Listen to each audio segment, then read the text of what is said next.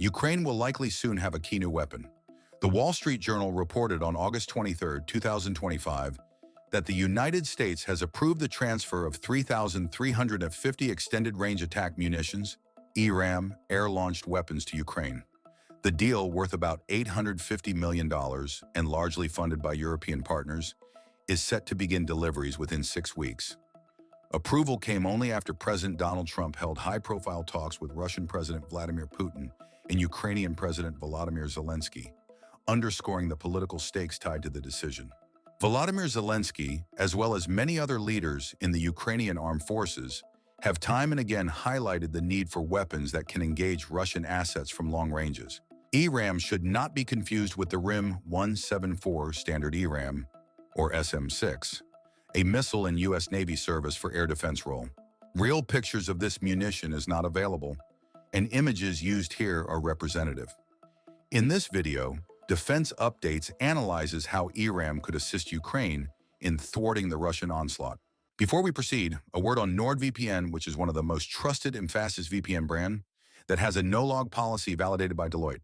NordVPN provides a 256-bit encrypted tunnel that protects your privacy and also enables you to access contents that are blocked based on geolocation. Its threat protection system helps you avoid phishing, scams, and malware. NordVPN application is available for all the major platforms as well as browsers. Get an exclusive NordVPN deal with massive saving by going to nordvpn.com/defense or clicking the link in the description. It's risk-free with Nord's 30-day money-back guarantee.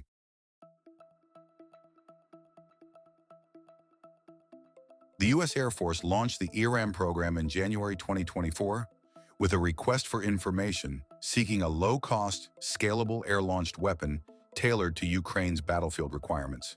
The goal was to address shortages of Western standoff munitions by developing a mass-producible, precision-guided alternative. ERAM, essentially a hybrid between a bomb and a cruise missile, represents a new generation of air-launched standoff weapons designed to extend the strike reach of Western fighter aircraft.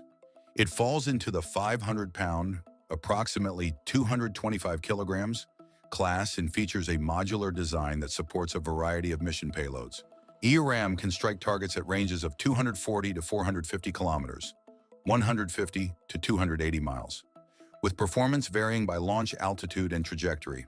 Designed as a precision-guided weapon, it is built to engage both fixed and mobile targets, even in contested electronic warfare environments, giving Ukraine a dependable deep strike option. Unlike unguided bombs or shorter-range systems, ERAM allows aircraft to hit high-value objectives without entering heavily defended airspace, significantly increasing pilot survivability. Technically, the missile combines GPS and inertial navigation with a terminal seeker for enhanced accuracy during the final approach. Its high-explosive warhead is optimized for destroying hardened targets such as ammunition stockpiles, fortified command posts, and radar installations. As per RFP, the ERAM's internal navigation system has to be capable of operating in a GPS-degraded environment.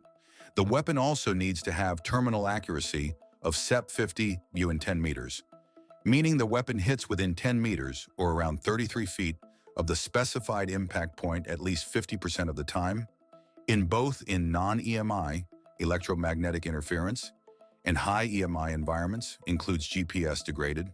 ERAM's modular architecture allows it to carry different types of warheads, making it adaptable to a wide range of missions. Its open design also enables quick integration of new seekers, ensuring the system can evolve against emerging threats.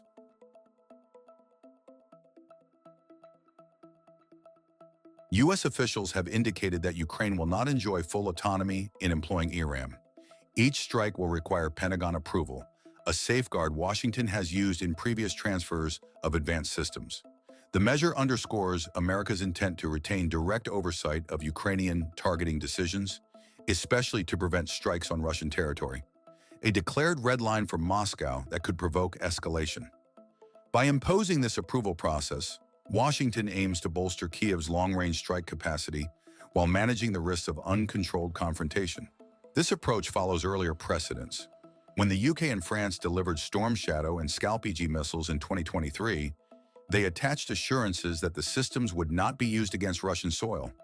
Similarly, Washington's 2024 transfer of ATACMS was deliberately limited in scale and time for political effect, reflecting the same effort to balance capability with escalation control. The ERAM deal fits into this pattern, though its size and multinational financing point to a new model of coordinated aid. European partners are underwriting much of the $850 million package, marking a shift in burden sharing within the alliance. By covering most of the cost, they signal both long-term commitment to Ukraine's defense and a readiness to share responsibility for escalation risks. The collective funding also eases pressure on Washington, spreading accountability for deploying advanced strike systems across NATO's wider coalition. Viewers may note in this context, in recent months, a striking divergence has emerged in transatlantic politics.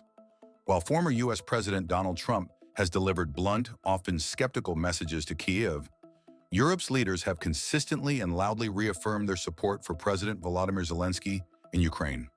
This contrast highlights both a geopolitical realignment and Europe's growing determination to take charge of its own security.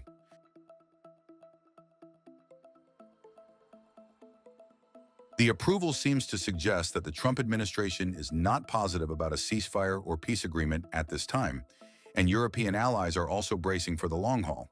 With its combination of range, accuracy, and flexible launch profiles, ERAM offers a versatile option for both tactical strikes and strategic disruption. For Ukrainian pilots, it provides the ability to hit targets far behind enemy lines while staying clear of Russia's dense air defenses, platforms that Ukraine has been systematically targeting.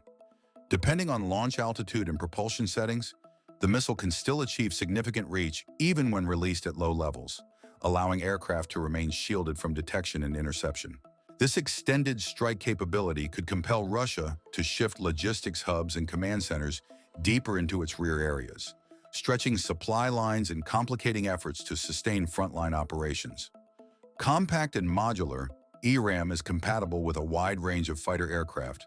It is expected to integrate seamlessly with Ukraine's incoming F-16s, while also being adaptable for use on legacy platforms such as MiG and Sukhoi jets still in service with the Ukrainian Air Force. Russian electronic warfare and air defenses will inevitably challenge ERAM, but the sheer volume of missiles expected in this transfer makes them difficult to counter effectively. The system highlights a broader shift toward affordable, mass-produced precision munitions, an essential factor in modern, high-intensity wars where stockpile depth can decide outcomes. While the U.S. State Department has avoided commenting on operational restrictions, officials privately concede that ERAM is among the most significant weapons packages of the conflict. Its ultimate impact, however, will hinge on how well Ukraine integrates the missile into its broader air campaign, and on how tightly Washington enforces the case-by-case approval attached to its use.